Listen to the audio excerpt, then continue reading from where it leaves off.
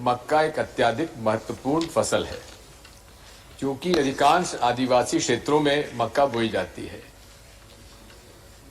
जो उत्तर आया है उसमें इसका कहीं उल्लेख नहीं है कि मध्य प्रदेश में मक्का की कहीं खरीद हुई है, जबकि मुझे मालूम है 2019-20 में बड़ी मात्रा में राज्य सरकार ने मक्का की खरीद की थी।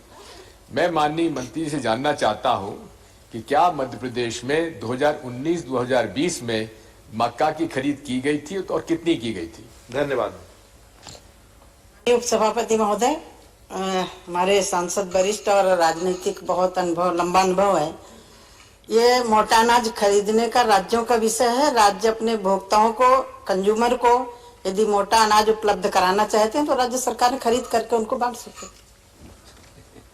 दूसरा सप्लीमेंट्री जानकारी मैंने पूछा था, क्या केंद्र सरकार को इस प्रकार की जानकारी है कि नहीं? शायद उनके पास जानकारी ना हो, लेकिन इसके बाद दूसरा मेरा प्रश्न यह है, क्या ये बाध्यता है केंद्र सरकार की फूड प्रोक्योरमेंट पॉलिसी में? मैंने फूड प्रोक्योरमेंट पॉलिसी भी देखी माननी, ये कोई बाध्यता नहीं है कि राज्य सरकार निवेदन करेगी तो ही आप खरीदेंगे। केंद्र सरकार भी इस मामले में खरीद कर सकते हैं। इसलिए मैं माननीय मंत्री से पूछना चाहता हूं, क्या आदिवासी क्षेत्रों में मक्का खरीदने के लिए केंद्र सरकार कोई प्रोत्साहन देगी? धन्यवाद।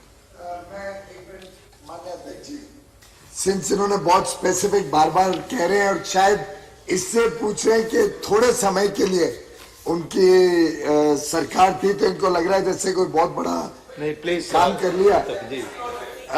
2016-17 में प्लीज तो सीधा जवाब सुनिए, मेरी बात सुनिए। 19-20 में कोई मक्का की प्रोक्योरमेंट नहीं हुई। 19-20 में मक्का की कोई प्रोक्योरमेंट नहीं हुई। प्लीज हाँ, आपके दूसरे प्रश्न का जवाब माननीय मंत्री जी देंगे।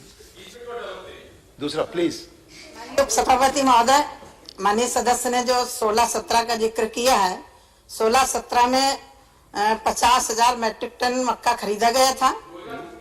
19-20 नहीं, 19 आपने 16-17 भी पूछा है, इसलिए मैं 16-17 का भी रिकॉर्ड लेकर के आई हूँ।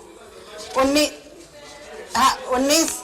क्योंकि 16-17, 18-19 और 20-21 में मध्य प्रदेश में मोटा अनाज खरीदा गया है, मक्के की खरीद नहीं हुई है। यदि वहां की सरकार खरीदना चाहे तो खरीद सकती है। Mister Anbumani Ramadoss ji. If you like this video, ಬೇಗ ಲೈಕ್ ಮಾಡಿ, ಕಾಮೆಂಟ್ ಮಾಡಿ, ಶೇರ್ ಮಾಡಿ ಹಾಗೂ ಯೋಯೋ ಟಿವಿ ಕನ್ನಡವನ್ನು ಸಬ್ಸ್ಕ್ರೈಬ್ ಮಾಡಿ.